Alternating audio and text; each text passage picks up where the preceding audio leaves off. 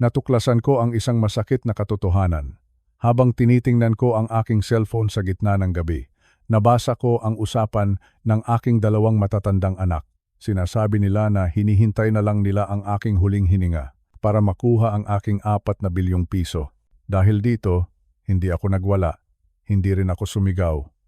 Sa halip, laking gulat nila nang ibenta ko ang lahat ng aking ari-arian at luma na lamang na damit ang aking itinira. Ipinamalita ko sa lahat na ako ay bangkarote na at wala nang natitirang yaman sa aking bulsa. Isang oras lang ang lumipas, naging bingi ang katahimikan sa aking mansyon. Wala nang tumatawag para humingi ng pera, wala nang nagpapadala ng mensahe. Ang natira na lamang ay si Junjun, ang aking bunsong anak na dumating na may dalang simpleng balot ng pandesal at nag-aalala sa aking kalagayan. Bago ko ituloy ang kwento kung paano ko sila tinuruan ng leksyon na hinding-hindi nila malilimutan. Maaari bang mag-comment muna kayo kung saang probinsya o lungsod dito sa Pilipinas nyo kami pinapanood? 3 araw na ang nakalilipas mula nang lisanin ko ang aking opisina sa Ayala Avenue. Hinubad ko ang aking mamahaling barong, ang aking sapatos na gawa sa balat ng hayop at ang relo kong nagkakahalaga ng isang maliit na bahay. Sa halip, nagsuot ako ng lumang t-shirt na may mantsa, isang pantalon na galing sa ukay-ukay at tsinelas na halos manipis pa sa papel. Hindi ko akalain na ang 3 araw na ito ang magtuturo sa akin ng mga aral na hindi ko natutunan sa loob ng 63 taon. Nagsimula ang lahat sa isang eskinita sa Quiapo. Doon, sa gitna ng ingay ng mga sasakyan at amoy ng usok, naramdaman ko ang unang gabi ng pagiging walang sinuman. Nakaupo ako sa isang pirasong karton sa tapat ng isang saradong botika. Ang semento ay malamig, napakalamig. Parang nanunuot ang ginaw sa aking mga lumang buto. Dati, kapag dumadaan ang aking kotse sa kalsadang ito, tinitingnan ko ang mga taong nakahiga sa bangketa na may halong inis. Sinasabi ko sa sarili ko noon na tamad sila. Sinasabi ko noon na kaya sila naghihirap ay dahil hindi sila nagsisikap. Napakayabang ko, napakabulag ko. Ngayong gabi, ako na ang nasa pwesto nila. Pinanood ko ang mga taong naglalakad pa uwi, mga taong may dalang supot ng pagkain para sa kanilang pamilya. Walang tumitingin sa akin, para akong hangin, para akong basura na iniwasan nilang maapakan. Doon ko natanto na ang pinakamasakit na bahagi ng pagiging mahirap ay hindi ang gutom. Ang pinakamasakit ay ang maging invisible, ang hindi makita ng kapwa mo tao. Kinabukasan, sinubukan kong pumasok sa isang kainan sa kalsada. Amoy na amoy ko ang pritong isda at mainit na kanin. Kumukulo ang aking tiyan, ngunit bago pa man ako makalapit sa pintuan, hinarang na ako ng isang guwardiya. Tiningnan niya ako mula ulo hanggang paa. May pandidiri sa kanyang mga mata. Alis dito, ang sabi niya sa akin. Nakakaabala ka sa mga customer. Gusto ko sanang sumigaw. Gusto ko sanang sabihin sa kanya na kaya kong bilhin ang buong gusaling iyon. Ngunit nanatili akong tahimik. Yumuko ako at lumayo. Sa sandaling iyon, naramdaman ko ang bigat ng katotohanan. Kapag wala kang pera, kapag wala kang magarang suot, wala kang halaga sa mundo. Ang respeto pala ay may katumbas na presyo at dahil mukha akong pulubi, wala akong karapatan sa respetong iyon. Naglakad-lakad pa ako hanggang sa makarating ako sa isang parke. Doon, nakakita ako ng isang pamilya. Isang lolo na kasing edad ko, kalaro ang kanyang mga apo. Nagtatawanan sila habang kumakain ng sorbetes. Bigla kong naalala ang aking mga anak. Naalala ko si Maria Victoria. Noong bata pa siya, lagi siyang nakakapit sa aking binti. Lagi niyang sinasabi na ako ang kanyang hero. Ngunit habang lumalaki siya at habang lalong dumadami ang aking pera, unti-unting napalitan ang yakap niya ng mga listahan ng mga gusto niyang bilhin. Hindi na niya ako niyayakap dahil mahal niya ako. Niyayakap niya ako dahil kailangan niya ng pondo para sa kanyang luho. Naisip ko rin si Alejandro, ang aking anak na doktor. Ipinagmalaki ko siya sa lahat. Ngunit nasaan siya ngayon? Alam ko, nasa loob siya ng malamig at magandang ospital habang ang kanyang ama ay nakaupo sa maduming bench sa parke. Naramdaman ko ang lungkot. isang matinding lungkot na mas masakit pa sa gutom sa aking tiyan. Sa pangatlong araw, mas lalong bumigat ang aking pakiramdam. Ang aking buhok ay malagkit na. Ang aking balat ay puno na ng dumi. Amoy kalsada na ako. Habang naglalakad ako sa tapat ng isang malaking mall sa Makati, nakita ko ang aking sarili sa salamin ng isang tindahan ng mamahaling alahas. Hindi ko nakilala ang lalaking nasa salamin. Ang mga mata niya ay puno ng pagod. Ang kanyang balikat ay bagsak. Iyon pala ang hitsura ng isang taong walang pag-asa. Biglang may lumapit sa aking isang bata. Marahil ay nasa 7 taong gulang lang siya. Ang kanyang damit ay madumi rin, tulad ng sa akin. May hawak siyang isang pirasong pandesal. Tumingin siya sa akin, hindi nang may pandidiri, kundi nang may pag-unawa. "Lolo, gusto niyo po?" Ang tanong niya habang iniaabot ang kalahati ng kanyang pandesal. Natigilan ako. Ang batang ito, na walang-wala rin sa buhay, ay handang ibahagi ang tanging pagkain niya sa isang estranghero, samantalang ang aking mga anak, na binigyan ko ng lahat ng yaman, ay hindi man lang makatawag para kumustahin ako nang walang hinihinging kapalit. Doon ako nagsimulang umiyak. Sa gitna ng mataong kalsada, habang ang mga tao ay nagmamadali, umiyak ako tulad ng isang bata. Umiyak ako dahil sa hiya. Umiyak ako dahil sa pagsisisi. Ngayon ko lang naintindihan. Ang tunay na yaman ay hindi matatagpuan sa loob ng aking vault sa bangko. Ang tunay na yaman ay wala sa laki ng aking bahay o sa ganda ng aking sasakyan. Ang tunay na yaman ay ang kakayahang makita ang kapwa mo. Ang kakayahang magmahal nang walang hinihinging anuman. 3 araw pa lang ang lumilipas, ngunit pakiramdam ko ay isang habambuhay na ang nagdaan. Handa na ako. Handa na akong harapin ang aking mga anak. Hindi bilang si Ed Rivera na milyonaryo, kundi bilang isang ama na nangangailangan ng pagkalinga. Gusto kong malaman kung sino sa kanila ang titingin sa aking mga mata at makikita pa rin ang kanilang ama. Sa kabila ng dumi at hirap na aking daladala, naglakad ako patungo sa Forbes Park. Doon, sa tapat ng naglalakihang gate, muli kong naramdaman ang kaba. Ito na ang simula ng katotohanan. Ito na ang sandali na malalaman ko kung may pamilya pa ba talaga ako. Habang papalapit ako sa mansyon ni Maria Victoria, nanalangin ako sa Panginoon, nanalangin ako na sana, kahit kaunti, ay may natira pang pagmamahal sa puso ng aking anak. Ngunit habang tinitingnan ko ang mataas na bakod at ang mga security camera, naramdaman ko muli ang lamig. Isang lamig na hindi nanggagaling sa ulan, kundi sa takot na baka. Baka, tama ang aking hinala, na baka sa mundong binuo ko para sa kanila, ang pera na ang naging tanging Diyos nila. Huminga ako ng malalim, kumatok ako sa pinto, at doon, nagsimula ang tunay na pagsubok. Isang pagsubok na magbabago sa aming lahat, magpakailanman. Madilim na ang paligid sa isang sulok ng Maynila. Ang ulan ay tila walang balak tumigil. Nakaupo ako sa isang basang karton sa tapat ng saradong terminal ng bus. Ang aking tiyan ay kanina pa humihingi ng awa. Tuyong-tuyo ang aking lalamunan. Ngunit mas masakit pa sa gutom ang pakiramdam na ako ay basura sa paningin ng mundo. Sa gitna ng aking pag-iisa, napansin ko ang isang matandang babae. Marahil ay kasing edad ko rin siya. Ang kanyang buhok ay maputi na at nakatali ng isang lumang panali. Ang kanyang balat ay sunog sa araw at puno ng mga kulubot na nagsasabi ng mahabang kwento ng hirap. Nakaupo siya sa isang tabi, yakap ang isang maduming bag na gawa sa sako. Siya si Corazon. Hindi ko siya kilala noong una. Para sa akin, isa lamang siyang bahagi ng madilim na kalsadang ito. Ngunit nang mapansin niyang nanginginig ako sa ginaw, dahan-dahan siyang lumapit sa akin. Walang takot sa kanyang mga mata. Walang pandidiri. Ang nakita ko lang ay pag-unawa. Isang uri ng pag-unawa na tanging ang mga taong nakaranas ng tunay na hirap ang nakakaintindi. Binuksan niya ang kanyang sako. Kinuha niya ang isang balot ng plastik. Sa loob nito ay may isang pirasong pandesal. Isang lumang pandesal.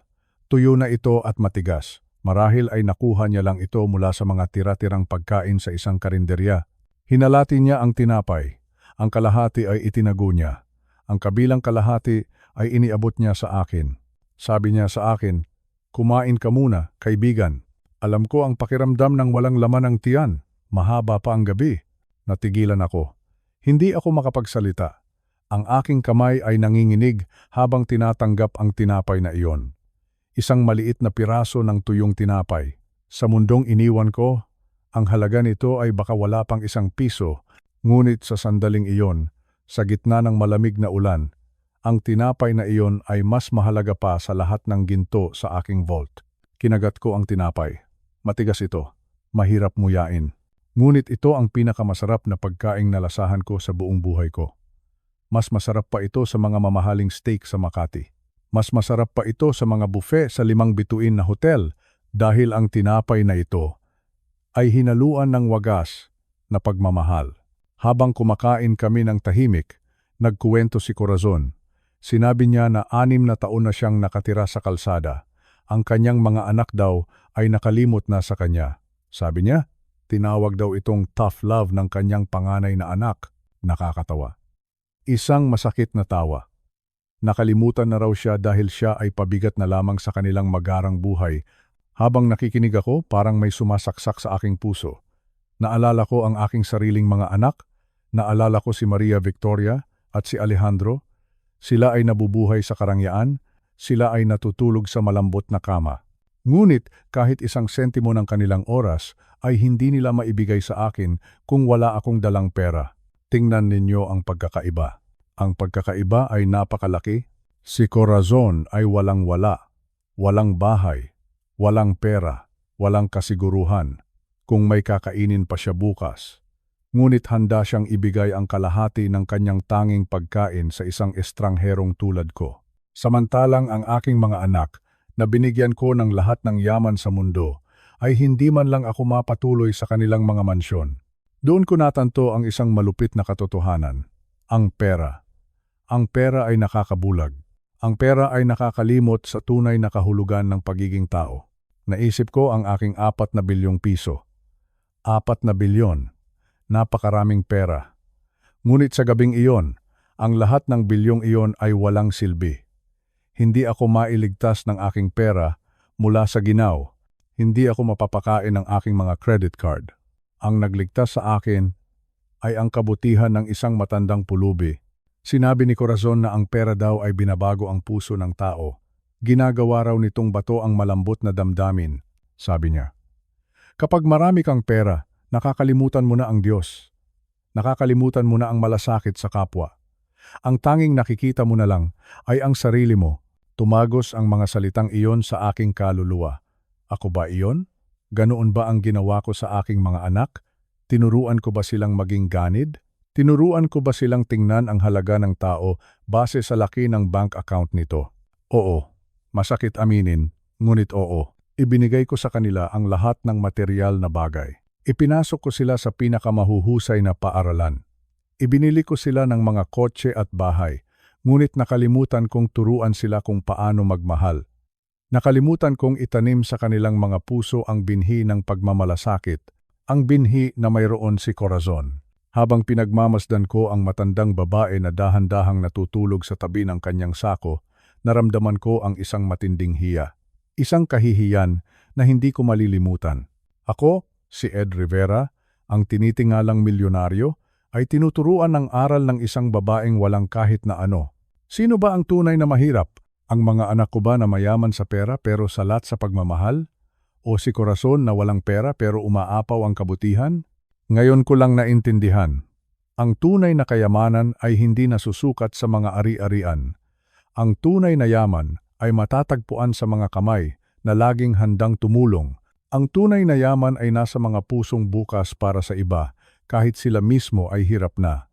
Bago ako umalis sa pwestong iyon kinabukasan, tiningnan ko muli si Corazon. Gusto ko siyang yakapin. Gusto ko siyang pasalamatan ng higit pa sa salita. Sa aking isipan, nangako ako. Nangako ako na kapag natapos na ang pagsubok na ito, hindi ko siya makakalimutan. Ang tuyong tinapay na ibinigay niya ay naging simbolo ng aking pagbabago. Ito ang naging mitsa ng aking bagong pananaw sa buhay. Hindi ko na kailangan ng mga mararangyang piging para mabusog. Ang kailangan ko ay ang katapatan.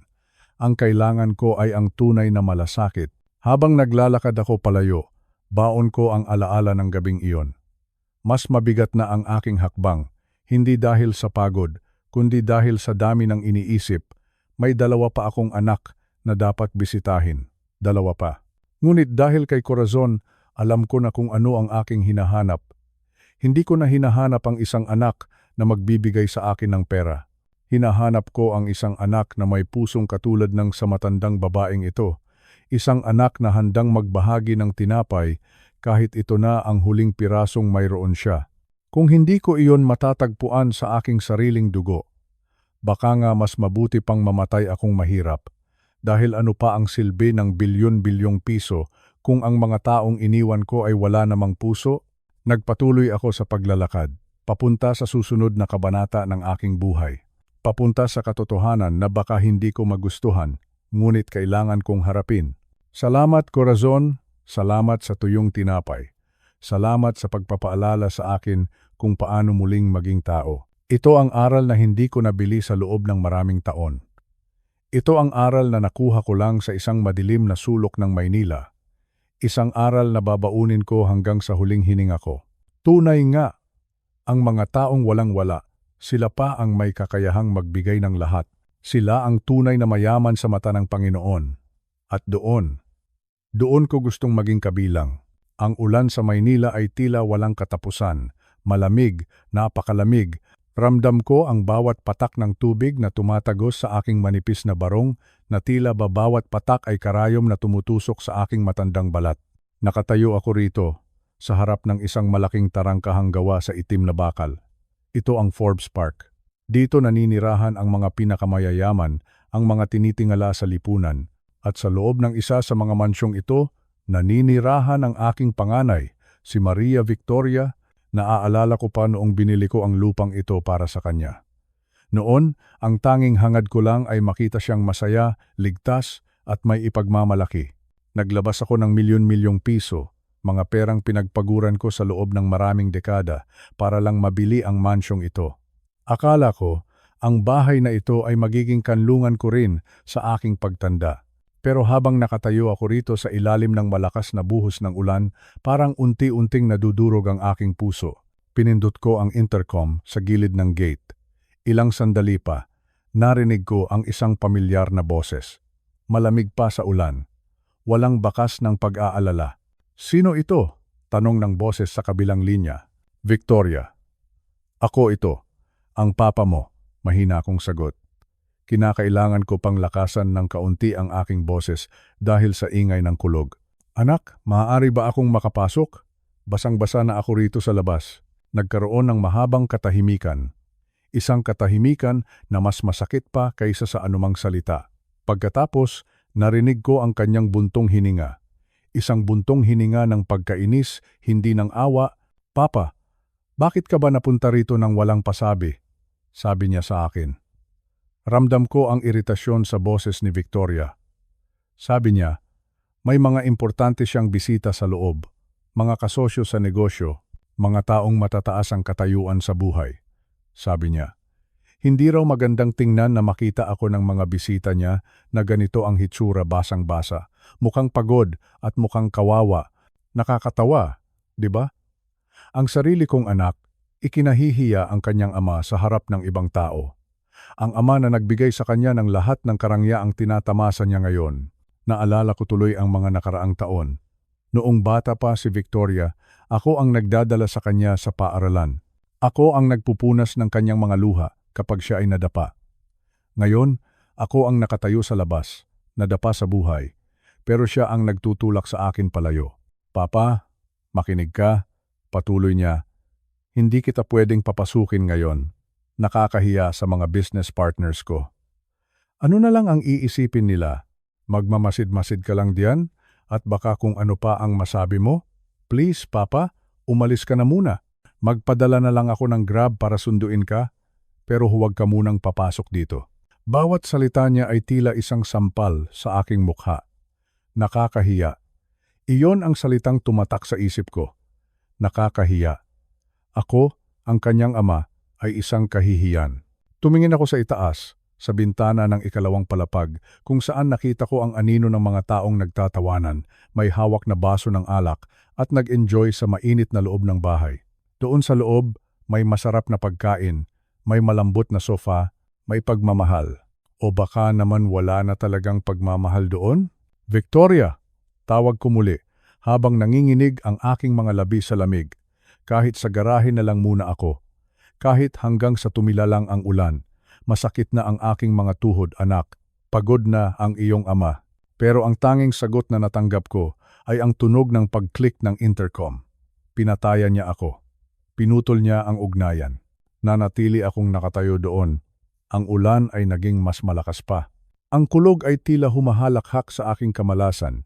Napatingin ako sa aking mga kamay na nagtrabaho ng maigi para sa kinabukasan ng aking mga anak. Ngayon, ang mga kamay na ito ay nanginginig na lamang sa lamig at lungkot. Naalala ko ang halagang ibinayad ko para sa bahay na ito. Higit sa 50 milyong piso. Isang halagang sapat na sana para sa aking sariling katahimikan sa pagtanda. Pero ibinigay ko sa kanya, ibinigay ko ang lahat dahil ang akala ko, ang pamilya ay hindi nag-iiwanan. Ang akala ko, ang pamilya ang iyong magiging silong kapag bumabagyo ang buhay. Mali pala ako. Dahan-dahan, tumalikod ako mula sa tarangkahan. Ang bawat hakbang ay mabigat, ang semento ay madulas, at ang aking paningin ay lumalabo na, hindi lang dahil sa ulan, kundi dahil sa mga luhang hindi ko na mapigilan. Naisip ko, nasaan na ang batang Victoria na dati ay yumayakap sa akin tuwing uuwi ako galing trabaho? Nasaan na ang anak na nangako na aalagaan ako? Nawala na ba sila kasabay ng pagdami ng pera sa kanyang bank account? Sa Forbes Park, ang mga pader ay matataas. Ang mga gate ay matitibay. Pero ang pinakamatibay at pinakamataas na pader ay ang pader na itinayo ng aking sariling anak sa pagitan naming dalawa. Isang pader ng kapalaluan. Isang pader ng kawalang utang na loob. Habang naglalakad ako palayo, narinig ko ang malakas na pagsara ng pinto sa loob ng mansyon. Isang tunog na naghudyat na tapos na ang usapan. Ang pintuan ay nanatiling sarado. Ang kanyang puso ay nanatiling sarado. Mag-isa ako. Sa gitna ng dilim. Sa gitna ng ulan. Dito sa Forbes Park, kung saan ang yaman ay sinusukat sa ginto. Pero ang pagkatao ay tila kinalimutan na. Napahinto ako sa ilalim ng isang puno ng nara sa gilid ng kalsada. Doon, sumandal ako at hinayaan ang aking sarili na umiyak. Walang makakakita sa akin dito. Ang ulan ang magtatago ng aking mga luha. Diyos ko, bulong ko sa hangin, saan ako nagkamali? Ang tanong na iyon ay nanatiling walang kasagutan. Ang tanging naririnig ko lang ay ang hampas ng ulan sa mga dahon at ang malayo at malamig na tunog ng mga sasakyang dumadaan. Ang aking panganay, ang aking Maria Victoria, ay tuluyan na akong tinalikuran. At sa gabing iyon, sa harap ng mansyong ako ang bumili, natanto ko ang isang masakit na katotohanan. Ang bahay ay hindi palaging tahanan, at ang anak, kung minsan, ay nagiging estranghero rin pala. Patuloy ang pagbuhos ng ulan, patuloy ang aking paglalakad. Saan ako pupunta? Hindi ko alam. Pero ang alam ko lang, ang pintuan sa Forbes Park ay hindi na muling bubukas para sa akin. Hindi na kailanman. Napakasakit. Sobrang sakit. Ang lamig ng ulan ay wala sa lamig ng pagtanggi ng sarili mong dugo at laman. Victoria, anak ko, sana ay hindi mo maranasan ang nararanasan ko ngayon kapag ikaw naman ang tumanda. Iyon ang huli kong hiling bago ako tuluyang lumayo sa malaking bahay na iyon. Dala ang aking basang damit at ang aking durog na dangal. Ang gabi ay mahaba pa, at ang daan ay madilim. Pero kailangan kong magpatuloy kahit saan. Kahit paano, basta malayo sa sakit ng nakasaradong pintuang iyon. Pagkatapos ng masakit na karanasan sa bahay ni Maria Victoria, nagpatuloy ako sa paglalakad. Ang aking mga paa ay tila ayaw ng humakbang. Ang bawat paltos sa aking talampakan ay parang dinidiinan ng mainit na pako. Ngunit kailangan kong magpatuloy. Kailangan kong pumunta sa aking pangalawang anak, si Alejandro. Si Alejandro ang aking garbo. Siya ay isang tanyag na doktor, isang cardiovascular surgeon sa isang malaking ospital sa Makati. 12 taon siyang nag-aral. 12 taon kong binayaran ang pinakamahal na matrikula sa kolehiyo. Ipinagmalaki ko siya sa lahat ng aking mga kaibigan. Sinasabi ko noon na ang aking anak ay nagliligtas ng mga buhay. Ang aking anak ay nag-aayos ng mga pusong may karamdaman. Narating ko ang tapat ng ospital. Napakaganda ng gusali. Puro salamin at bakal. Napakalinis. Masyadong malinis para sa isang taong katulad ko na amoy ulan at amoy kalsada. Naupo ako sa isang bench sa labas ng main entrance. Hinintay ko siya. Alam ko ang kanyang oras. Eksaktong alas 5 ng hapon, nakita ko siyang lumabas. Nakasuot siya ng kanyang asul na surgical scrubs. May nakasabit na stethoscope sa kanyang leeg. Ang kanyang lakad ay mabilis, puno ng kumpiyansa. Ang lakad ng isang taong alam na siya ay mahalaga sa lipunan. Tumayo ako mula sa bench. Humakbang ako palapit sa kanya. Ang aking puso ay mabilis ang tibok. Umaasa ako. Umaasa ako na dahil siya ay isang doktor, dahil ang tungkulin niya ay tumulong sa may sakit. Mas magiging malambot ang kanyang puso kaysa sa kanyang kapatid na si Maria Victoria. Alejandro, ang tawag ko sa kanya. Ang boses ko ay nanginginig. Tumigil siya. Tumingin siya sa akin. Ngunit sa halip na yakap, sa halip na gulat at pag-aalala, nakita ko ang kanyang mga mata na lumingon sa paligid. Tiningnan niya kung may nakakakita sa amin. Tiningnan niya kung may mga kasamahan siyang doktor na nakatingin sa aming direksyon. Hindi siya lumapit. Nanatili siyang may distansya. Ang distansyang iyon ay hindi lamang sa pagitan ng aming mga katawan, kundi distansya ng aming mga mundo. Sabi ko sa kanya, "Anak, Alejandro, ako ito, ang iyong daddy." Nagkaroon ng malaking problema sa kumpanya. Nawala ang lahat sa akin. 3 araw na akong nasa lansangan. Wala akong makain. Wala akong matulugan. Tumingin siya sa kanyang mamahaling relo. Isang relo na nagkakahalaga ng mahigit 1 milyong piso. Isang relo na ako rin ang bumili para sa kanya noong nakapasa siya sa board exam. Sabi niya sa akin, sa isang boses na parang nakikipag-usap lang sa isang pasyenteng hindi niya kilala. "Dad, bakit ka nagkakaganyan? Hindi ito ang tamang oras para sa ganitong eksena. Marami akong operasyon bukas. Kailangan kong magpahinga." Hindi niya man lang hinawakan ang aking kamay. Hindi niya tinanong kung bakit madumi ang aking mukha. Ang tanging inisip niya ay ang kanyang oras. Ang kanyang mahalagang oras. Sinubukan kong humakbang muli palapit. Ngunit itinaas niya ang kanyang kamay. Pinatigil niya ako, sabi niya. "Huwag kang lalapit ng ganyan. Mabaho ka, Dad. Nakakahiya kung may makakita sa atin dito. Ang mga pasyente ko ay mga senador, mga malalaking negosyante. Ano ang iisipin nila kung makikita nilang ang ama ko ay mukhang pulubi sa tapat ng ospital na ito? Masisira ang kredibilidad ko bilang doktor. Ang sakit, napakasakit. Ang anak na tinuruan kong maging matalino ay naging isang robot. Isang robot na walang pakiramdam." Binuksan niya ang kanyang pitaka. Isang pitaka na gawa sa balat ng buwaya. Kumuha siya ng isang papel na pera. Isang kulay dilaw na 500 piso. Iniabot niya ito sa akin nang hindi man lang tumitingin sa aking mga mata. Sabi niya, "Heto ang 500 piso. Maghanap ka ng murang hotel.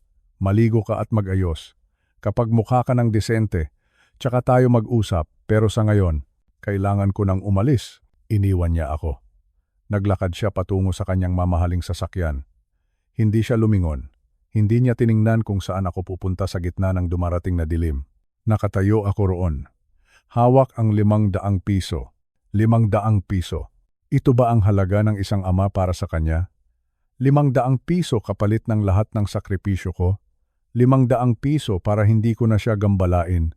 Doon ko natanto ang isang malaking pagkakamali ko bilang ama.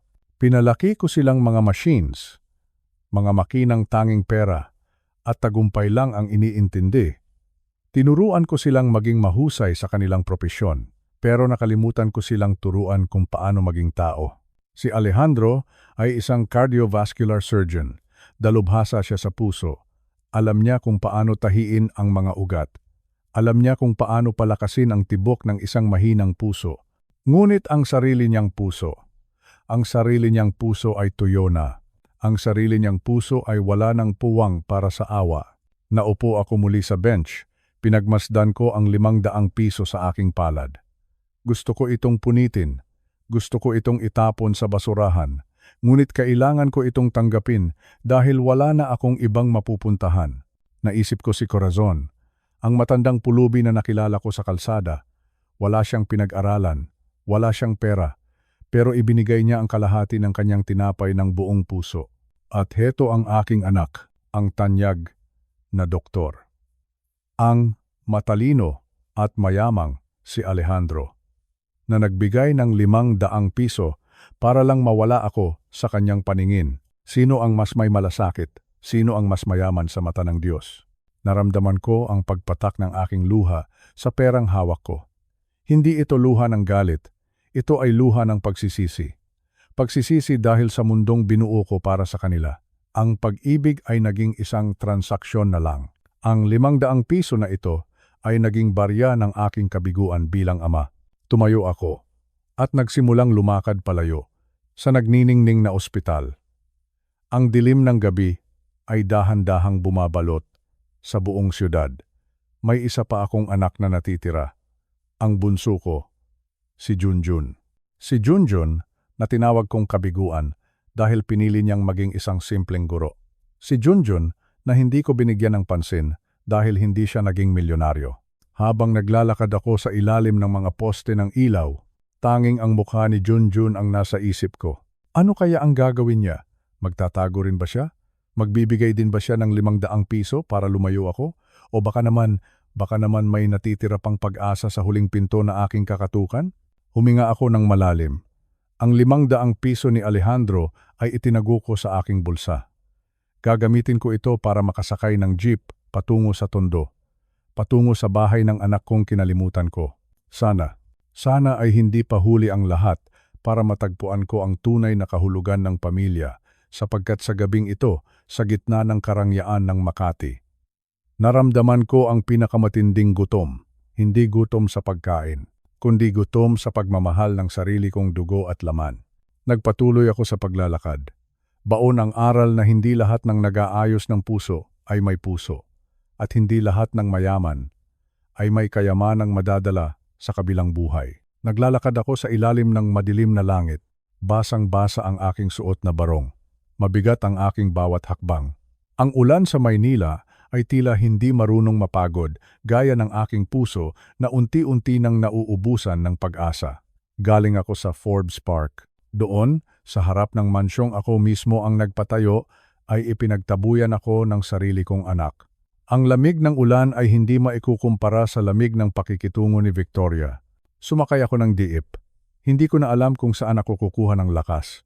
Ang bawat yanig ng diip ay tila nagpapaalala sa akin ng aking pagkakamali. Sa aking bulsa, may natitira na lamang na 200 piso. Noon, ang libo-libong piso ay parang barya lang sa akin. Ngayon, bawat sentimo ay tila ginto. Bumaba ako sa dulo ng isang masikip na eskinita sa Tondo. Ibang-iba ang hangin dito, maingay, amoy usok, amoy tuyo, at bagoong. Pero sa kabila ng dumi at ingay, may buhay.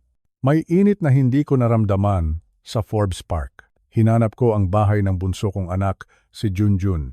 Ang bahay nila ay maliit lang, gawa sa pinagtagpi-tagping tabla at yero. Ang pintuan ay gawa sa lumang kahoy na tila kailangan ng bagong pintura. Huminga ako ng malalim, nag-aalinlangan ako, baka gaya ng kanyang mga kapatid, itaboy din niya ako. Baka ikahiya rin niya ang amang wala nang maibibigay na pera. Kumatok ako. 3 beses. Mahina lang. Bumukas ang pinto. Si Elena, ang asawa ni Junjun, ang bumungad sa akin. Nanlaki ang kanyang mga mata nang makita ako. Hindi siya nagtanong kung bakit ako basang-basa. Hindi siya nagtanong kung bakit ako narito sa ganitong oras. Papa! Ang tanging naisigaw niya. Diyos ko! Papa! Bakit po kayo basang-basa? Agad niya akong hinila papasok sa loob. Mabilis niyang kinuha ang isang tuyong tuwalya at ipinatong sa aking balikat. Ramdam ko ang panginginig ng aking mga kamay, pero mas naramdaman ko ang init ng kanyang pagtanggap. Junjun! Narito ang papa! Tawag ni Elena sa loob ng maliit nilang kuwarto. Lumabas si Junjun na nagmamadali. Ang aking bunso, ang anak, na dati ay palagi kong pinapagalitan dahil sa kakulangan niya sa ambisyon. Siya na mas piniling mamuhay ng simple kaysa sumama sa akin sa mundo ng negosyo. Hindi siya nagsalita. Sa halip, lumapit siya sa akin at niyakap ako ng mahigpit. Isang yakap na matagal ko nang hindi nararamdaman. Isang yakap na nagsasabing, "Nandito na kayo, Papa. Ligtas na kayo." Wala silang tinanong tungkol sa aking mga ari-arian. Wala silang tinanong tungkol sa pera. Ang tanging mahalaga sa kanila ay ang narito ako. "Maupo po kayo, Papa," sabi ni Junjun habang inaalalayan ako sa kanilang maliit na mesa. Ang upuan ay gawa lang sa plastik, pero sa pakiramdam ko, mas komportable ito kaysa sa anumang mamahaling upuan sa opisina ko noon. Mabilis na kumilos si Elena sa kanilang maliit na kusina. Narinig ko ang kalansing ng sandok sa kaldero. Ang bango ng bawang at luya ay unti-unting pumuno sa buong bahay. Amoy ng pagmamahal. Amoy ng tunay na tahanan. Inihapag ni Elena ang isang mangkok ng mainit na arroz caldo sa harap ko. May itlog at maraming pritong bawang sa ibabaw. "Kain po kayo, Papa." Malambing na sabi ni Elena. "Mainit pa iyan para po gumaan ang pakiramdam ninyo." Kinuha ko ang kutsara. Ang aking kamay ay nanginginig pa rin. Pero sa unang higop ko ng mainit na lugaw, tila ba natunaw ang lahat ng pait sa aking dibdib. Masarap, napakasarap. Ito ang pinakamasarap na pagkaing natikman ko sa buong buhay ko. Hindi dahil sa sangkap, kundi dahil sa puso ng mga taong nagbigay nito. Habang kumakain ako, pinagmamasdan ko ang paligid. Ang bahay nila ay maliit. Isang kwarto lang ang mayroon sila. May isang maliit na kama sa sulok at ilang sapin sa sahig para sa kanilang mga anak. Payak ang lahat. Pero malinis at puno ng tawanan ng mga bata na ngayon ay mahimbing nang natutulog. Naisip ko ang aking sarili. Marami akong pera noon. Milyon-milyong piso ang nasa bangko ko. Pero bakit pakiramdam ko ay mas mayaman si Junjun kaysa sa akin? Bakit sa kabila ng kahirapan, ang mukha nila ay puno ng kapayapaan? Pagkatapos kong kumain, inalalayan ako ni Junjun patungo sa kanilang nag-iisang kama. Isang simpleng kama na may malinis na kulambo. "Dito na po kayo matutulog, Papa," sabi ni Junjun. Umiling ako. "Huwag, anak. Saan kayo matutulog ng asawa mo? Saan kayo hihiga?" Ngumiti lang si Junjun. Isang ngiting napakaamo. "Huwag ninyo na po kaming alalahanin, Papa. Sanay po kami sa sahig. Ang mahalaga, makapagpahinga kayo ng maayos. Alam kong pagod na pagod kayo." Pagod. Tama si Junjun. Pagod na ako. Hindi lang ang aking katawan, kundi ang aking kaluluwa. Humiga ako sa kama. Ramdam ko ang lambot ng unan na amoy araw.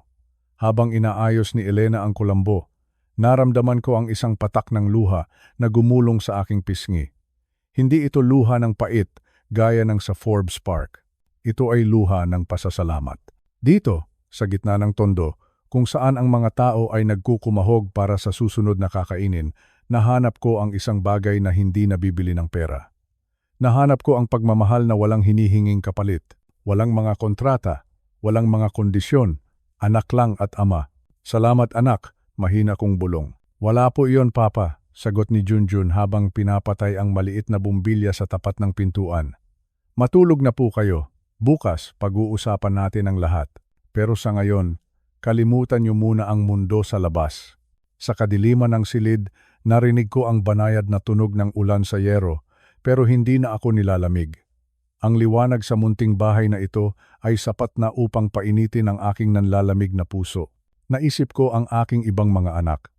Ang kanilang mga mansyon ay malalaki, pero ang kanilang mga puso ay tila nakakulong sa yelo. Si Junjun, na madalas kong maliitin, ay siyang nagbukas ng pinto para sa akin nang walang pag-aalinlangan. Dito sa tondo, sa maliit na espasyong ito, natutunan ko ang pinakamahalagang aral sa buhay. Ang tunay na yaman ay hindi nasusukat sa laki ng iyong bahay o sa dami ng iyong pera sa bangko. Ang tunay na yaman ay matatagpuan sa mga bisig ng mga taong handa kang tanggapin kahit wala ka ng kahit ano, kahit wala ka ng ibibigay. Dahan-dahan, ipinikit ko ang aking mga mata. Sa unang pagkakataon sa loob ng maraming taon, nakatulog ako ng mahimbing, ligtas, mainit at higit sa lahat, minamahal. Ang bukas ay puno pa rin ng kawalan ng katiyakan. Hindi ko alam kung ano ang mangyayari sa susunod na araw, pero sa gabing ito, sapat na sa akin ang malamang may isang sulok sa mundong ito na maaari kong tawaging tahanan. Isang tahanan sa tondo. Isang tahanan na puno ng liwanag. Tahimik ang gabi sa aming maliit na barangay. Ang tanging naririnig ko lang ay ang huni ng mga kuliglig sa labas at ang mahinang pag-ikot ng aming lumang bentilador. Nakahiga ako sa aking katre. Pilit na ipinipikit ang aking mga mata, ngunit sadyang mailap ang antok. Masakit ang aking mga kasukasuan, at ramdam ko ang bigat ng aking katawan. Sa bawat paghinga ko, tila may paalala na tumatanda na talaga ako. Sa kabilang silid, na tanging manipis na dingding na tabla lang ang pagitan, narinig ko ang mahinang bulungan. Kilala ko ang mga boses na iyon. Ang aking anak na si Junjun at ang kanyang asawang si Elena. Akala siguro nila ay mahimbing na ang tulog ko. Ngunit sa katahimikan ng gabi, ang bawat salita nila ay tila malinaw na dumadaloy sa aking pandinig. Narinig ko ang buntong hininga ni Elena. Isang buntong hininga na puno ng pagod. Sinabi niya kay Junjun na paubos na ang ating bigas. Sabi pa niya, ang huling pera sa kanyang pitaka ay hindi sasapat para sa aking mga gamot sa high blood at diabetes bukas. Narinig ko ang tunog ng barya na inilalapag sa mesa. 1, 2, 3. Tila kinakalatis nila ang bawat sentimo na natitira sa kanilang bulsa. Ramdam ko ang bigat sa dibdib ni Junjun nang sumagot siya. Sabi niya, wala pa siyang nakukuhang raket sa pagkakarpintero ngayong linggo. Humingi siya ng paumanhin kay Elena dahil tila laging kulang ang kinikita nila kahit pa anong kayod ang gawin nila sa araw-araw. Masakit para sa isang ama na tulad ko ang marinig na nahihirapan ang aking anak dahil sa akin. Pagkatapos ay naghari ang isang mahabang katahimikan. Isang katahimikang nakabibingi. Maya-maya, narinig ko ang marahang pagbukas ng isang maliit na kahon. Alam ko ang tunog na iyon. Iyon ang maliit na kahon na gawa sa pelos na nakatago sa ilalim ng kanilang aparador. Ang tanging kayamanan na natitira sa pamilyang ito. Narinig ko ang boses ni Elena, mahina at nanginginig. Iminungkahi niya kay Junjun na dalhin ang kanilang mga singsing sa sanglaan sa bayan bukas ng umaga. Ang kanilang mga singsing sa kasal. Nanigas ang aking buong katawan sa aking narinig. Ang mga singsing na iyon, hindi lang iyon basta alahas. Iyon ang mga singsing na ginto na ipinamana ko sa kanila. Iyon ang mga singsing na suot-suot namin ng namayapa kong asawa, ang kanilang Lola Rosa, sa loob ng 40 taon. Nung mamatay si Rosa, ibinigay ko iyon kay Junjun bilang simbolo ng wagas na pagmamahalan at bilang tanging alaala ng kanyang ina. Sabi ni Elena, wala na silang ibang paraan. Kailangan ni Tatay Ed ang kanyang gamot. Kailangan nating kumain. Sinabi niya na siguro naman ay maiintindihan ng Diyos at maiintindihan din ni Lola Rosa kung bakit nila kailangang gawin ito. Sabi pa niya, ang mahalaga ay ang kalusugan ko, na ang mga gamit ay maaari pang matubos, pero ang buhay at ginhawa ng isang magulang ay hindi matatawaran. Narinig ko ang hikbi ni Junjun, isang lalaking hindi madaling umiyak, ngunit ngayon ay tila gumuho ang mundo. Sabi niya kay Elena, nahihiya siya sa akin. Nahihiya siya dahil hindi niya maibigay ang maginhawang buhay na nararapat para sa akin. Sinabi niya na ang mga singsing na iyon ang tanging bagay na nagpapaalala sa kanyang ina at ngayon ay kailangan pa niyang mawala ang mga ito dahil sa kahirapan. Sa bawat salitang binitawan nila, tila may sumasaksak sa aking puso. Gusto kong bumangon, gusto kong pumasok sa kanilang silid at sabihing, huwag. Huwag ninyong isanla ang mga singsing na iyon. Hayaan na ninyo ako. Huwag na ninyo akong alalahanin. Ngunit hindi ko maigalaw ang aking katawan. Ang aking mga luha ay nagsimula ng dumaloy, basang-basa ang aking unan. Naalala ko noong binili namin ni Rosa ang mga singsing na iyon sa may kawayan, maraming dekada na ang nakalilipas. Nag-ipon kami ng bawat piso mula sa pagtitinda ng gulay sa palengke. Iyon ang simbolo ng aming pagsisikap, ng aming mga pangarap, at ng aming buhay bilang mag-asawa. At ngayon, ang mga simbolong iyon ay kailangang isakripisyo para lamang sa aking mga maintenance na gamot at para sa ilang kilong bigas. Ang hirap. Ang hirap maging matanda at pakiramdam mo ay nagiging pabigat ka na sa iyong mga mahal sa buhay. Narinig ko si Junjun na nagsalita muli. Sinabi niya kay Elena na bukas, maaga siyang pupunta sa sanglaan pagkabukas nito. Sabi niya, gagawa siya ng paraan na mag-overtime sa trabaho para balang araw matubos niya muli ang mga singsing na iyon. Pinatahan niya si Elena at narinig ko ang kanilang marahang pagdarasal bago sila tuluyang nanahimik. Ngunit ako, hindi na ako dinalaw ng antok. Nakatingala lang ako sa kisame habang ang mga luha ay patuloy na lumalabas sa aking mga mata. Napagtanto ko kung gaano ako kapalad sa kabila ng aming kahirapan. Maraming matanda diyan na mayaman nga, maraming pera, ngunit wala namang nag-aalaga.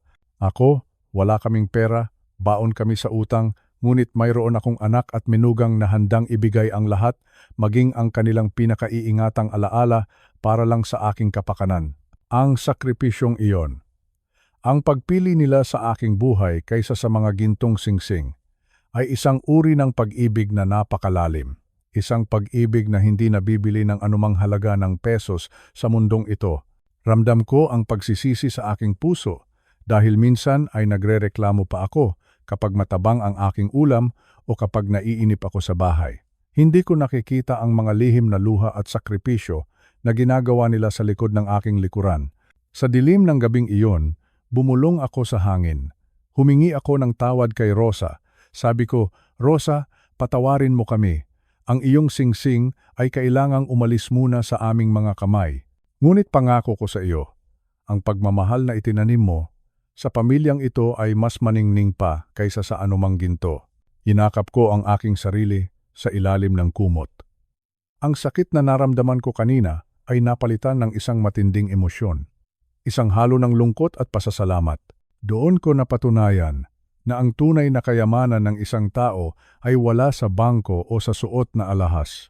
Ang tunay na kayamanan ay ang mga taong handang magsakripisyo para sa iyo nang walang pag-aalinlangan dahil lang sa mahal kanila. Sa mga sandaling iyon, nangako ako sa aking sarili na bukas, paggising ko, hindi ako magpapakita ng lungkot sa kanila. Kakainin ko ang anumang pagkaing ihahain nila. Iinom ko ang gamot na binili nila mula sa sakripisyo ng mga singsing na iyon. At higit sa lahat, ipaparamdam ko sa kanila kung gaano ko sila kamahal. Dahil ang kanilang sakripisyo ay hindi dapat masayang. Ang gabi ay lumalalim na, at sa wakas, naramdaman ko na ang bigat ng aking mga talukap. Sa aking panaginip, nakita ko si Rosa. Nakangiti siya. Tila sinasabi niya sa akin na huwag akong mag-alala. Dahil ang ginto ay maaaring mawala, ngunit ang pagmamalasakit ng isang anak sa kanyang magulang ay mananatiling nakaukit sa langit habang buhay. Tuluyan na akong nakatulog, habang ang huling patak ng luha ay tuyo na sa aking pisngi. Isang gabi ng sakit, ngunit isang gabi rin ng pagtuklas sa tunay na kahulugan ng pamilya. Isang gabi na kailanman ay hindi ko malilimutan. Maaga pa lang ay gising na ang buong barangay. Narinig ko na ang pamilyar na sigaw ng tinderong naglalako ng taho sa labas. Ngunit sa loob ng aming maliit na bahay, tila may nakabibinging katahimikan. Nakita ko si Junjun na nakaupo sa gilid ng mesa, hawak ang isang basong kape na halos wala ng usok. Sa tabi niya, si Elena ay tahimik na nag-aayos ng kagamitan. Alam ko ang iniisip nila. Ngayong umaga ang nakatakdang pagpunta nila sa bayan upang isanla ang kanilang mga singsing sa kasal. Pinagmasdan ko sila mula sa pinto ng aking silid. Ang puso ko ay kumikirot, ngunit may bahagi sa akin na nagsasabing kailangan ko nang tapusin ang pagpapanggap na ito. Sapat na ang nakita ko, sapat na ang napatunayan nila. Eksaktong 9:00 ng umaga, isang hindi pamilyar na tunog ang bumasag sa katahimikan ng aming kalsada. Hindi ito tunog ng lumang tricycle o ng maingay na jeep. Ito ay tunog ng malalakas at swabing makina. Narinig ko ang malalakas na tahol ng mga aso sa labas. Sumunod ay ang mga boses ng aming mga kapitbahay na tila nagkakagulo. Sumilip si Elena sa bintana at nakita ko ang panlalaki ng kanyang mga mata. 3 malalaki at makintab na itim na SUV ang huminto mismo sa tapat ng aming bakod na gawa sa kawayan. Sa aming lugar, ang makakita ng ganitong sasakyan ay tila isang malaking himala. Ang alikabok sa kalsada ay dahan-dahang humupa at bumukas ang pinto ng unang sasakyan. Lumabas ang isang lalaking naka-Amerikana. Malinis ang kanyang suot, formal, at may dalang isang itim na bag. Siya ay si Attorney Jaime Santos, ang aking matalik na kaibigan at ang tanging nakakaalam ng aking lihim. Nagkatinginan si Junjun at Elena. Kitang-kita ko ang kaba sa kanilang mga mukha. Siguro ay iniisip nila kung may nagawa ba silang masama o kung bakit may ganitong klasing tao na bibisita sa aming barong-barong. Dahan-dahan akong lumabas ng silid. Hindi na ako nagkunwaring nahihirapan sa paglakad. Tumayo ako ng tuwid. Sa unang pagkakataon sa loob ng mahabang panahon, nakita ko ang gulat sa mukha ng aking anak. Pumasok si Attorney Jaime sa aming maliit na sala. Ngumiti siya sa akin, isang ngiting may halong paggalang. Pagkatapos ay lumingon siya kay Junjun at Elena. Sinabi ni Attorney Jaime, ang mga salitang kailanman ay hindi nila inaasahan. Sinabi niya na narito siya para sa ari-arian ni Don Edilberto Macaraig. Ang aking buong pangalan. Narinig ko ang pagbagsak ng kutsara ni Elena sa sahig. Si Junjun naman ay tila hindi makapagsalita. Paulit-ulit na sinabi ni Attorney Jaime ang halaga ng aking itinatagong yaman. 4 na bilyong piso. 4 na bilyong piso. Inulit ko ang mga salitang iyon sa aking isipan. Para kay Junjun, ang halagang iyon ay parang isang panaginip na hindi totoo. Sinabi ng abogado na ang lahat ng gusali sa Makati, ang mga lupain sa Tagaytay, at ang malalaking negosyo sa ibang bansa. Ang lahat ng iyon ay pagmamay-ari ko. Ipinaliwanag ko sa kanila ang dahilan. Sinabi ko na gusto kong malaman kung sino ang tunay na nagmamahal sa akin bilang ama at hindi dahil sa aking pera. Ikinuwento ko ang sakit na naramdaman ko nang talikuran ako ng aking 2 pang anak na sina Ricardo at Maricel noong akala nila ay wala na akong silbi. Eksaktong sandaling iyon, bumukas muli ang pinto. Pumasok sina Ricardo at Maricel. Pinatawag sila ni Attorney Jaime para sa pagbabasa ng huling testamento. Nakita ko ang hitsura ng 2 kong anak. Nakasuot sila ng mamahaling damit, ngunit ang kanilang mga mukha ay puno ng pagkahiya at takot. Siguro ay naalala nila ang mga gabi na tinanggihan nila ang aking tawag. Siguro ay naalala nila ang mga pagkakataon na pinagdamutan nila ako ng pagkain at gamot. Ngayon, nakatayo sila sa harap ko, hindi makatingin ng diretsyo. Tumingin ako kay Junjun. Lumapit ako sa kanya at hinawakan ang kanyang magaspang na kamay. Ang kamay na nagtrabaho ng husto bilang karpintero para lang may maipakain sa akin. Tumingin din ako kay Elena, ang babaeng handang isakripisyo, ang kanyang tanging alahas para sa aking kalusugan. Sabi ko sa kanila, ang tunay na kayamanan ay hindi nasusukat sa bilyon-bilyong piso sa bangko. Ang tunay na yaman ay ang puso na handang magbigay kahit walang-wala. Sinabi ko kay Attorney Jaime na ihanda ang lahat ng dokumento. Ang lahat ng aking ari-arian, ang lahat ng aking yaman, ay ipapangalan ko kay Junjun at Elena. Sila ang nag-alaga sa akin noong ako ay tila isang basahan na itinapon sa tabi. Sila ang nagbigay sa akin ng dignidad noong pakiramdam ko ay wala na akong halaga. Si Ricardo at Maricel ay nagsimulang umiyak. Humihingi sila ng tawad. Sabi nila, nagkamali sila. Sabi nila, mahal daw nila ako. Ngunit alam ko ang totoo. Ang luha nila ay hindi para sa akin, kundi para sa perang hindi nila makukuha. Hinarap ko sila ng may mahinahong boses. Sinabi ko na, bilang ama, pinapatawad ko sila. Ngunit ang pagtitiwala ay parang isang basong nabasag. Maaari mong dikitan, pero hindi na muling magiging kasing linis ng dati. Bibigyan ko pa rin sila ng sapat na halaga para makapagsimula ng bagong buhay, ngunit ang aking imperyo ay hindi mapupunta sa mga kamay na hindi marunong magpahalaga sa magulang. Niyakap ako ng mahigpit ni Junjun. Umiiyak siya, hindi dahil sa bilyon-bilyong piso, kundi dahil sa labis na emosyon. Sinabi niya sa akin na kahit wala akong pera, ako pa rin ang kanyang ama. At iyon ang pinakamasarap na salitang narinig ko sa buong buhay ko. Tumingin ako sa labas ng bintana. Ang mga itim na sasakyan ay naroon pa rin, naghihintay na dalhin kami sa aming bagong buhay. Ngunit bago kami umalis, kinuha ko ang maliit na kahon ng singsing mula sa mesa. Ibinigay ko ito muli kay Elena. Sabi ko sa kanya, itago ninyo ito, wag na ninyo itong isasanla kailanman. Ang mga singsing na ito ang saksi sa inyong katapatan. Mas mahalaga ang mga ito kaysa sa anumang brilyante sa mundo. Doon natapos ang aming buhay sa kahirapan. Ngunit ang mga aral na natutunan namin sa maliit na bahay na iyon ay dadalhin namin hanggang sa kabilang buhay. Ang katotohanan ay nailantad na. Ang pagpapanggap ay tapos na. Ngayon, magsisimula na ang tunay na kabanata ng aming pamilya. Isang kabanata kung saan ang pag-ibig ang pinakamalaking puhunan at ang pagmamalasakit ang pinakamalaking tubo. Huminga ako ng malalim. Masarap ang hangin ngayong umaga. Tila ba ang lahat ng bigat sa aking dibdib ay nawala na. Kasama ang aking tunay na pamilya, handa na akong harapin ang bukas. Isang bukas na puno ng pag-asa, katarungan, at higit sa lahat, tunay na kaligayahan. Nabalot ng isang kakaibang katahimikan ang loob ng aming maliit na bahay. Ang tanging naririnig ko lang ay ang malalakas na paghinga ni Ricardo at Maricel. Ang dalawa kong anak na dati ay halos ayaw akong hawakan. Ang dalawa kong anak na dati ay diring-diri sa amoy ng aking luma at kupas na damit. Ngayon, nakatitig sila sa akin na tila ba nakakita ng isang santo o marahil nakakita sila ng isang bundok ng ginto. 4 na bilyong piso.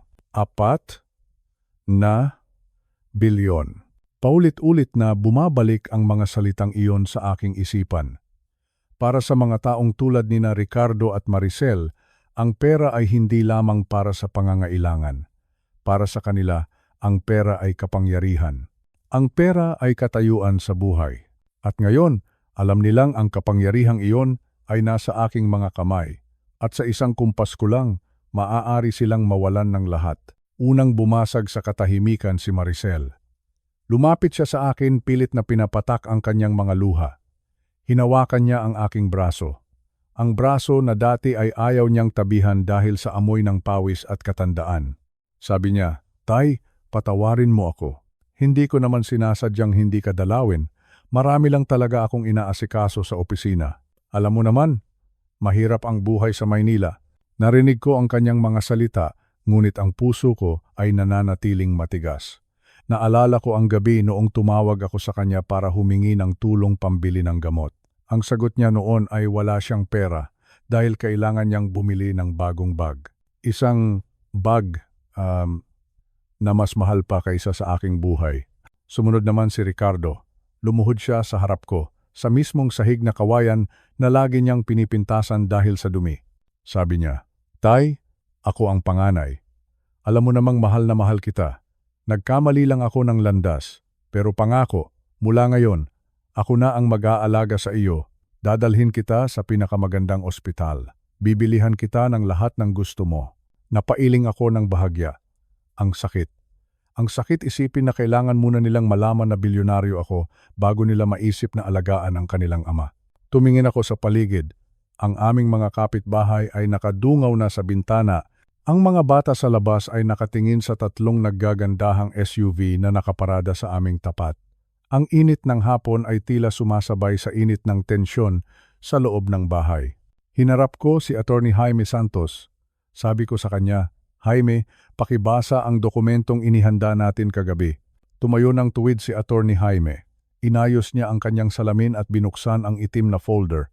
Sinabi niya na ayon sa aking huling testamento at mga kasulatan, ang lahat ng aking shares sa mga kumpanya, ang lahat ng lupain sa Batangas at Tagaytay, at ang malalaking mansyon sa Forbes Park ay itatalaga sa ilalim ng pamamahala ni Junjun at ng kanyang asawang si Elena. Sa sandaling iyon, tila gumuho ang mundo ni Ricardo at Maricel. Nakita ko ang galit sa mga mata ni Ricardo. Sabi niya, "Tay, hindi ito patas. Si Junjun lang? Paano naman kami? Anak mo rin kami. May karapatan din kami sa yaman mo." Karapatan. Isang salita na madaling bitawan, pero mahirap panindigan. Humarap ako sa kanila. Sa pagkakataong ito, ang boses ko ay hindi na nanginginig. Ang boses ko ay puno na ng awtoridad. Sabi ko sa kanila, "Noong wala akong pera, nasaan ang inyong karapatan? Noong nagugutom ako at kailangan ko ng gamot, nasaan ang inyong malasakit?" Inulit ko ang mga tanong na iyon sa aking sarili. Malasakit, malasakit, isang bagay na hindi nabibili ng bilyon-bilyong piso. Sabi ko sa kanila, "Pinatawad ko na kayo. Pero ang pagpapatawad ay hindi nangangahulugan na ibibigay ko sa inyo ang bunga ng aking pawis at dugo. Ang perang ito ay pinagtrabahuhan namin ng inyong ina sa loob ng maraming taon. Pinag-ipunan namin ito para sa kinabukasan ng mga anak na marunong magpahalaga sa magulang." Tumingin ako kay Elena, na hanggang ngayon ay nakatayo lang sa sulok, hindi pa rin makapaniwala sa mga nangyayari. Ang babaeng ito, na walang ibang inisip, kundi ang mapakain ako ng maayos kahit wala silang pera. Siya ang tunay na mayaman. Dahil ang kanyang puso ay puno ng ginto. Sabi ko kay Attorney Jaime, ituloy mo ang pagbabasa. Sinabi ni Attorney Jaime na sina Ricardo at Maricel ay makakatanggap pa rin ng isang maliit na halaga, sapat na pera para makapagsimula sila ng isang maliit na negosyo. Ngunit ito ay may kondisyon. Kailangan nilang patunayan sa loob ng 5 taon na kaya nilang magbago at maging mabuting tao. Kung hindi, ang lahat ng iyon ay babawiin at ibibigay sa charity. Nakita ko ang pagbagsak ng balikat ni Ricardo. Alam niya na ang kanyang pangarap na maging instant bilyonaryo ay naglaho na. Ang kanyang kasakiman ang mismong naging dahilan ng kanyang pagbagsak. Lumingon ako kay Junjun. Lumapit siya sa akin at hinawakan ang aking balikat. Sabi niya, "Tay, hindi naman mahalaga ang pera. Ang mahalaga ay kasama ka namin." Napangiti ako. Iyon ang tunay na kailangan ko. Hindi ang malaking mansyon. Hindi ang makikintab na sasakyan. Ang kailangan ko ay ang pagmamahal ng aking pamilya. Sabi ko sa aking sarili, sapat na ang paglalaro. Sapat na ang pagpapanggap. Ngayon ay oras na para mamuhay ng matiwasay. Inutusan ko sina Elena at Junjun na mag-impake na ng kanilang mga gamit. Sabi ko, wala tayong ititira dito kundi ang mga alaala ng hirap, ang mga lumang damit, ang mga sira-sirang gamit. Hayaan na natin ang mga iyon dito. Dadalhin natin ang ating mga sarili patungo sa isang bagong simula. Bago ako lumabas ng pinto, huminto muna ako sa harap ni Ricardo at Maricel. Sabi ko sa kanila, sana ay matuto kayo sa araw na ito. Ang pera ay naglalaho, ang ginto ay kumukupas, pero ang pagmamahal ng isang magulang at ang utang na loob ng isang anak, iyon ang tunay na kayamanan na hindi kailanman mananakaw ng sinuman. Lumabas ako ng bahay. Ramdam ko ang mainit na sikat ng araw sa aking mukha. Nakita ko ang mga kapitbahay na kumakaway at bumabati. Ang ilan ay natutuwa, ang ilan naman ay tila naiinggit. Ngunit wala na akong pakialam sa sasabihin ng iba. Sumakay na ako sa loob ng SUV.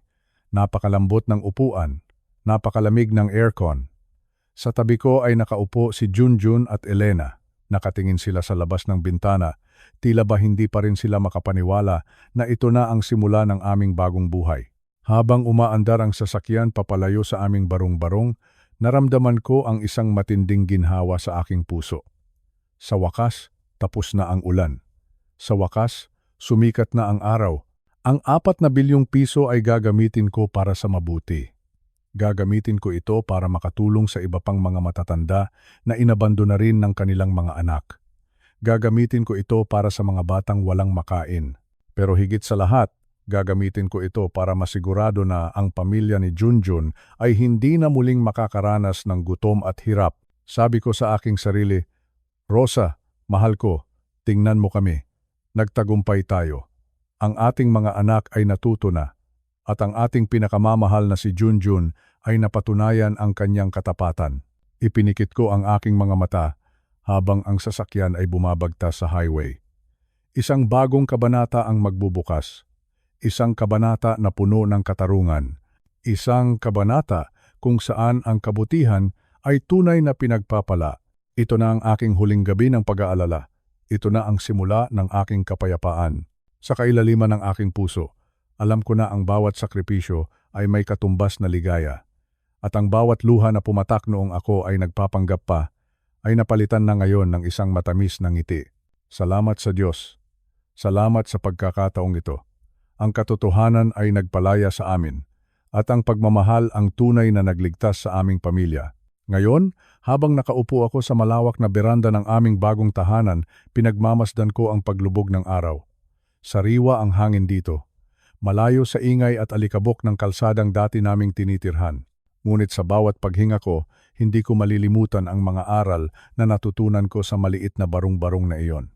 Ang unang ginawa ko pagkatapos mailipat ang aking mga ari-arian ay ang bigyan sina Junjun at Elena ng sarili nilang bahay. Isang magandang bahay na may matibay na bubong. Isang bahay na hindi na nila kailangang lagyan ng timba kapag umuulan. Naalala ko ang mukha ni Junjun nang iabot ko sa kanya ang titulo ng lupa. Umiyak siya. Hindi dahil sa ganda ng bahay, kundi dahil sa wakas ay panatag na ang kanyang loob para sa kanyang asawa at mga anak. Sabi niya sa akin, "Tay, hindi ko naman ito hiniling. Ang mahalaga lang sa akin ay kasama ka namin." Iyan, si Junjun. Ang kanyang puso ay mananatiling mapagkumbaba, may pera man o wala. Hindi ko rin kinalimutan si Aling Corazon. Siya ang aming kapitbahay na laging nag-aabot ng isang mangkok ng ulam noong akala ng lahat ay wala kaming makain. Pinatawag ko siya at binigyan ng sapat na puhunan para sa isang malaking sari-sari store. Binayaran ko rin ang lahat ng utang ng kanyang pamilya. Nagulat siya. Labis ang kanyang pasasalamat. Ngunit sabi ko sa kanya, "Corazon, ang tulong na ibinigay mo sa akin noong wala akong maipapalit ay hindi matutumbasan ng anumang halaga ng piso. Ang kabutihan mo ay isang utang na loob na masaya kong binabayaran ngayon." Sa edad kong ito, 63 taon, marami na akong nakitang pagbabago sa mundo. Nakita ko kung paano nag-aaway ang mga magkakapatid dahil sa lupa. Nakita ko kung paano nakakalimutan ng mga anak ang kanilang mga magulang dahil sa sobrang paghahangad ng karangyaan. Dati, akala ko ang tagumpay ay nasusukat sa dami ng zero sa aking bank account, 4 na bilyong piso. Isang napakalaking halaga. Ngunit sa gitna ng aking pagpapanggap, napatunayan ko ang isang mahalagang katotohanan.